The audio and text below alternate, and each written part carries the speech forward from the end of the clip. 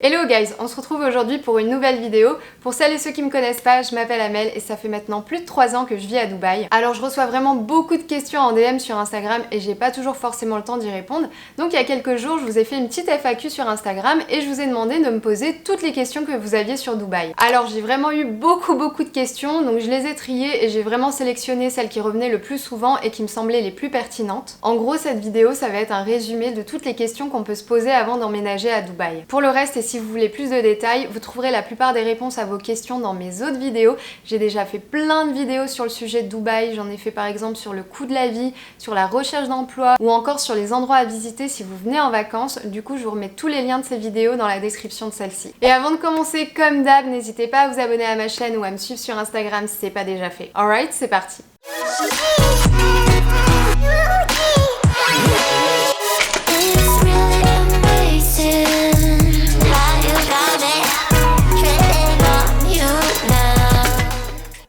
Alors, première question. Est-il vrai que tu dois te faire sponsoriser par un Dubaï si tu veux vivre là-bas? Alors, on ne dit pas Dubaï, les habitants de Dubaï, on les appelle les Dubaïotes. Après, je pense que tu voulais les dire par un local, par un émirati. Alors non, c'est faux, c'est pas obligatoire d'être sponsorisé par un local du coup pour vivre à Dubaï. Donc c'est vrai que le sponsoring est obligatoire si vous voulez vivre ici pour obtenir un visa. Maintenant, pour obtenir un visa, il y a plusieurs possibilités. La première, c'est de vous faire sponsoriser par une entreprise et donc de trouver un travail ici. Ça, c'est la première solution. La deuxième solution, c'est de créer votre entreprise et du coup là c'est votre entreprise qui va vous sponsoriser. La troisième possibilité, c'est d'acheter une propriété ici. Et la quatrième solution, c'est de vous faire sponsoriser par votre conjoint, donc votre épouse ou votre mari, qui lui ou elle aura trouvé un travail ici, qui aura été sponsorisé et du coup pourra vous sponsoriser à son tour. Comment se passe le visa pour les entrepreneurs ?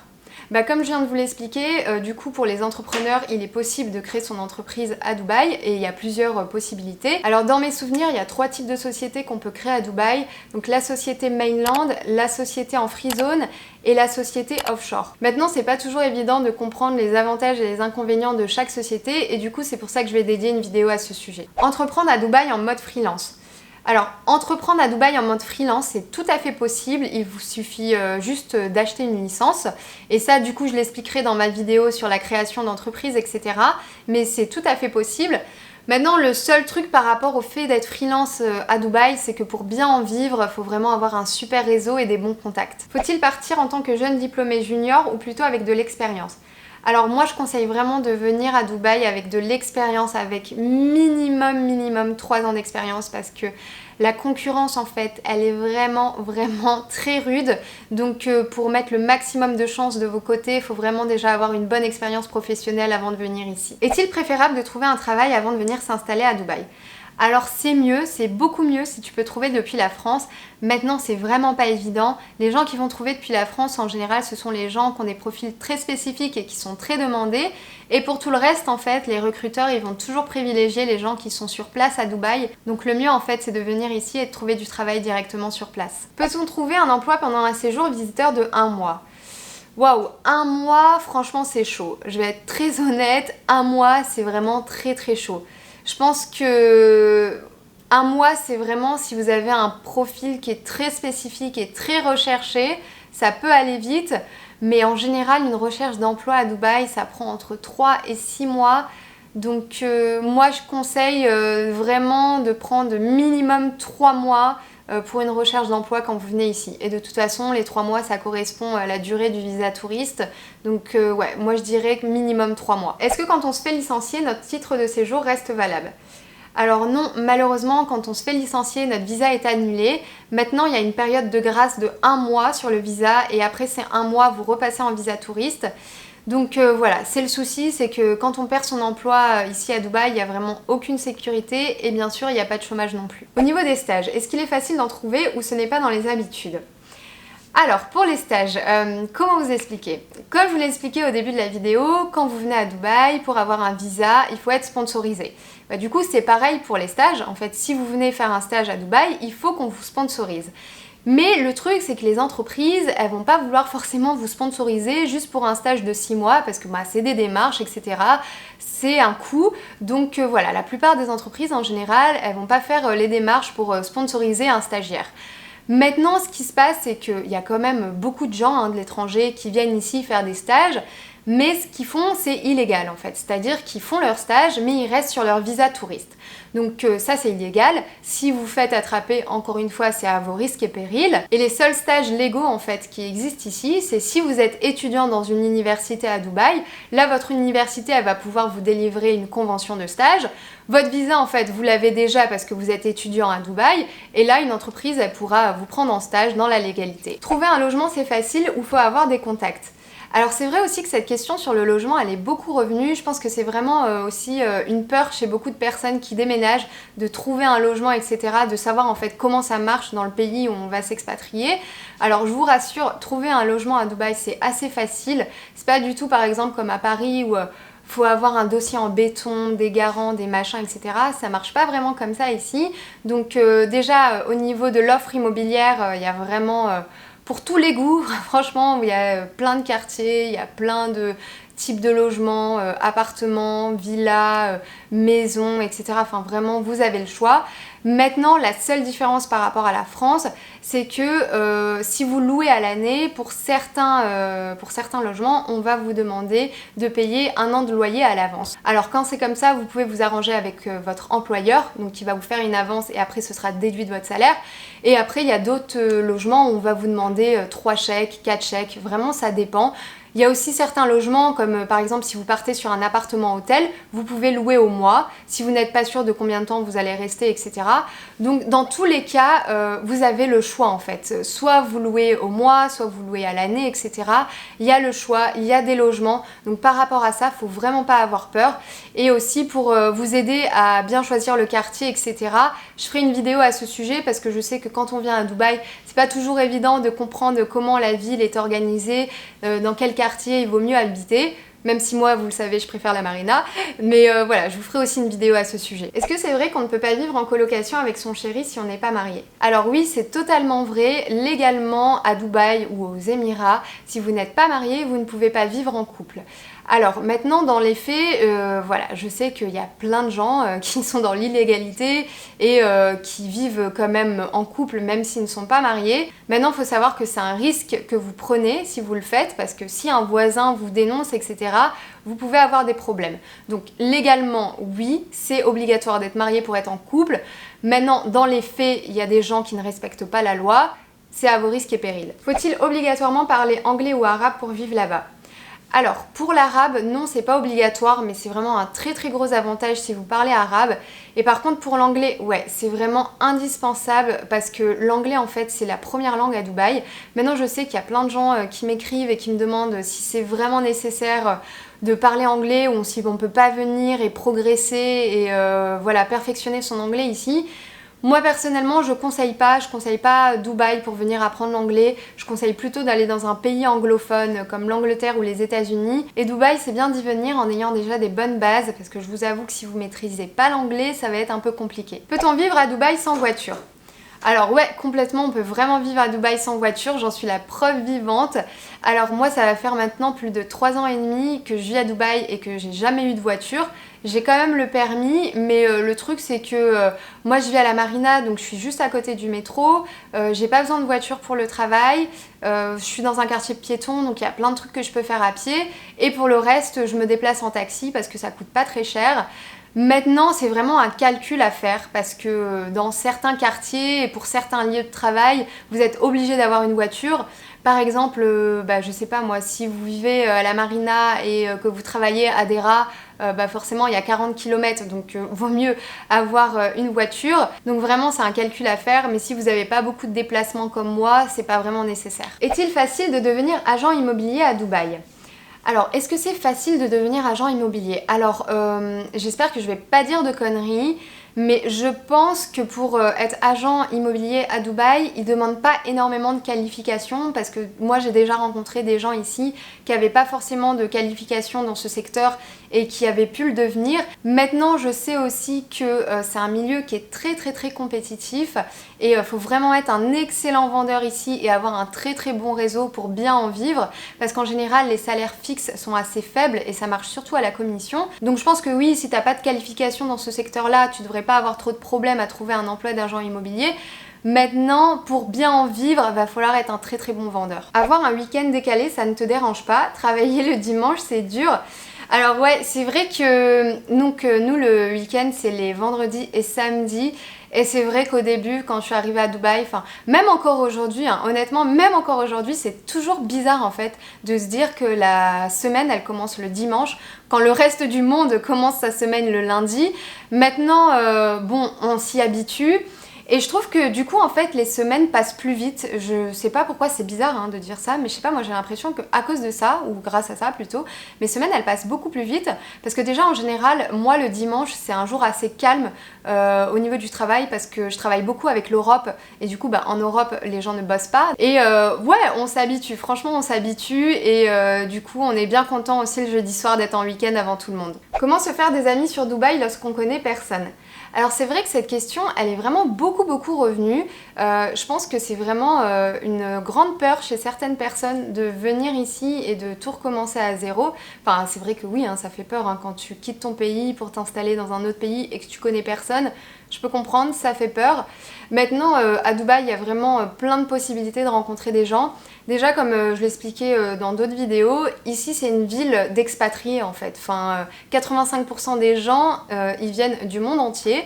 Donc il n'y a personne en fait qui est vraiment chez soi ici. On est tous loin de notre famille. Donc c'est pour ça que les gens en fait ils sont plus enclins à faire des rencontres. Donc je trouve que c'est beaucoup plus facile qu'en France par exemple. Enfin en France quand voilà t'as déjà ton groupe d'amis etc, que t'as ta vie et ta petite routine, tu vas pas forcément faire l'effort de rencontrer des nouvelles personnes, etc. Alors qu'à Dubaï, quand t'arrives, quand tu dois tout recommencer à zéro, forcément tu vas faire l'effort et tout le monde est un peu dans cette situation. Donc moi je trouve que c'est vraiment facile de rencontrer des gens à Dubaï et il y a plein de possibilités. Et puis il y a aussi une très grosse communauté francophone à Dubaï. Donc par exemple si vous allez dans les groupes de communautés de français sur Facebook, comme les LNA, etc., vous allez voir qu'il y a souvent des gens qui organisent des meet-up. Moi-même, j'ai organisé des meet-up et c'est comme ça aussi que j'ai rencontré des copines. Est-ce un endroit multiculturel pour rencontrer d'autres nationalités? Complètement. Alors complètement, il faut savoir que Dubaï, comme je l'ai dit, c'est 85% d'étrangers, donc vraiment... On vient vraiment tous des quatre coins du monde. Non, c'est cool parce que vous allez rencontrer des gens du Middle East, des Libanais, des Jordaniens, des Palestiniens. Vous allez rencontrer des gens d'Asie, des Philippins, des Indiens. Europe, c'est beaucoup d'anglais, d'irlandais, d'espagnols, italiens. Non, franchement, vous allez vraiment rencontrer des gens des quatre coins du monde et ça, c'est vraiment cool. Y a-t-il souvent des crimes, etc.? Alors, est-ce qu'il y a souvent des crimes? Des crimes, il y en a à Dubaï. Et quand il y en a, c'est partagé dans les journaux locaux. Maintenant, est-ce qu'il y en a souvent? Non, ça c'est sûr. Il n'y en a pas autant qu'en France ou qu'en Europe. Ça c'est clair et net. Dubaï d'ailleurs, je pense que c'est une ville qui doit avoir un des taux de criminalité les plus bas au monde. Et c'est pour ça en fait que les expatriés adorent vivre ici et où c'est vraiment une ville où il fait bon vivre parce que on se sent vraiment en sécurité. Il n'y a pas d'agression, il n'y a pas de vol à l'arraché, il n'y a pas de harcèlement de rue, ce genre de truc. Vraiment, enfin moi j'ai jamais été victime de ça ici. Ouais, c'est vraiment une ville qui est très safe et c'est pour ça qu'on s'y sent bien. Penses-tu que pour une personne chrétienne, la vie à Dubaï peut être compliquée? Alors pas du tout, je sais pas d'où te vient cette idée que la vie pourrait être compliquée pour les chrétiens ici. Il y a beaucoup de chrétiens à Dubaï. Déjà, il faut savoir que les Philippins, par exemple, sont des gens très croyants et très pratiquants. Il y a des églises à Dubaï. Le pape est même déjà venu aux Émirats. C'est vraiment un pays très tolérant. Maintenant, je pense que ce cliché peut-être vient du fait que c'est un pays musulman et que voilà, on associe souvent musulmans et intolérance, mais c'est pas du tout le cas. Que tu sois chrétien, bouddhiste, juif, peu importe, il n'y a vraiment aucun souci là-dessus. Est-ce qu'on se fait des vrais amis à Dubaï? Alors, c'est super facile de rencontrer des gens ici, c'est vrai. Maintenant, faire des rencontres de qualité, ça c'est plus difficile. C'est vrai que se faire des vrais amis, c'est pas toujours évident parce que je pense que beaucoup de gens en fait sont de passage, ils viennent, ils savent pas combien de temps ils vont rester. Donc ils n'ont pas forcément envie de s'investir dans des vraies relations, que ce soit amicales ou amoureuses. Et du coup, je pense que c'est une des raisons pour lesquelles c'est difficile de se faire des vrais amis.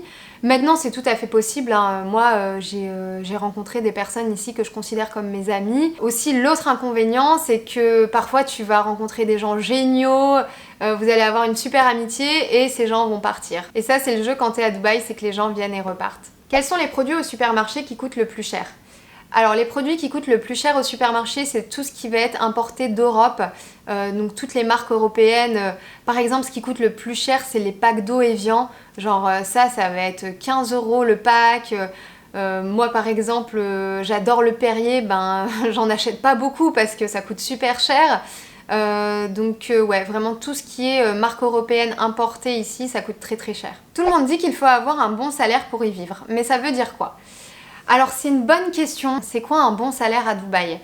Alors c'est difficile de répondre vraiment parce que c'est pas évident de donner une réponse universelle sur ce qu'est un bon salaire à Dubaï parce que ça va dépendre de plein de critères, ça va dépendre de votre expérience professionnelle, ça va dépendre de votre profil, ça va dépendre, ça dépend de tellement de choses. Je vais quand même essayer de vous répondre en vous donnant des exemples. Donc imaginons que voilà, vous êtes jeune diplômé, que vous n'avez pas d'expérience professionnelle, que vous venez à Dubaï, que c'est votre premier emploi, et peu importe votre secteur, que ce soit marketing, finance, etc. Moi je pense qu'on ne devrait pas à ce niveau-là accepter un salaire en dessous de 10-12 000 dirhams. Mais ça c'est vraiment si vous n'avez pas d'expérience, etc. Maintenant, voilà, je sais, enfin ça c'est moi, ce sont mes standards, je sais que maintenant il y a des gens qui vont quand même accepter en dessous parce qu'il faut bien qu'ils commencent. Après, pour des personnes un peu plus qualifiées, donc on va dire aller avec 5 ans d'expérience, bah là les salaires vont plus se situer entre 15 et 25 000 dirhams. Et donc voilà, plus vous allez monter en expérience, et du coup plus les salaires vont monter. Donc pour des gros postes de manager, etc., là ça va plutôt être entre 25 000 et 35 000 dirhams. Donc vraiment votre salaire il va dépendre de votre expérience, etc. et de votre profil. Et maintenant chacun est différent en fait, chacun a ses propres standards. Moi personnellement je vous conseille pas d'accepter des salaires en dessous de 8 000 dirhams, donc en dessous de 2 000 €. Pourquoi? Parce que comme j'ai dit, la vie coûte cher ici et du coup l'intérêt en fait de venir s'expatrier dans une ville comme Dubaï, c'est de pouvoir mettre de l'argent de côté parce qu'on n'a pas d'impôts, qu'on paye pas de taxes. Donc voilà, c'est pas évident de répondre parce qu'on a vraiment tous des standards différents. Maintenant je pense que en dessous de 8 000 dirhams à Dubaï, c'est compliqué. Et je pense que pour commencer à être vraiment à l'aise, mettre de l'argent de côté si on est célibataire, hein, bien sûr, je dirais à partir de 17-18 000 dirhams par mois. La différence entre salaire brut et net. Bon les gars, je vais encore me répéter, il n'y a aucune différence parce qu'il n'y a pas d'impôt à Dubaï. Non, il y a zéro impôt. En fait, ce que vous gagnez, c'est 100% dans votre poche. Il n'y a rien que vous reversez à l'État. La seule taxe qu'on a à Dubaï, c'est la taxe, c'est la TVA en fait, la taxe de 5% qu'on paye sur les produits et services, mais en tout cas sur votre salaire, tout ce que vous gagnez, ça va dans votre poche. Comparé à la France, le salaire c'est combien de fois en plus pour un même poste? Ça vraiment, ça va dépendre du poste, mais je dirais qu'en moyenne, c'est 2 à 4 fois plus élevé. Moi par exemple, pour mon poste en marketing digital, c'est 2 fois plus élevé. Y a-t-il une sécurité sociale? Alors non, il n'y a pas de sécurité sociale à Dubaï et ça je dirais que c'est vraiment un des inconvénients de vivre ici. Par contre, votre employeur a l'obligation de vous fournir une assurance. Donc dans tous les cas, si vous venez travailler ici, vous aurez une assurance. Maintenant, selon votre entreprise et selon l'assurance, on n'est pas toujours forcément bien couvert et donc parfois il faut quand même souscrire à une autre assurance privée histoire d'être bien couvert en cas de besoin. Tu penses à ta retraite sur Dubaï et comment tu t'y prends pour la préparer? Alors oui, c'est vrai que la retraite, j'y pense parce que, bon ok, comme je le disais, il n'y a pas de taxes, il n'y a pas d'impôts, etc. Mais on ne cotise pas pour la retraite. Donc forcément, quand tu viens ici, l'objectif c'est de mettre un maximum d'argent de côté. Donc c'est pour ça que c'est important de bien négocier son salaire pour pouvoir épargner au maximum. Donc voilà, oui j'y pense et oui j'y travaille. La chaleur est-elle supportable? Alors je vais pas vous mentir, hein, la chaleur vraiment c'est pas évident. C'est vraiment pas évident. Là en plus on rentre dans la pire période de l'année aussi à Dubaï.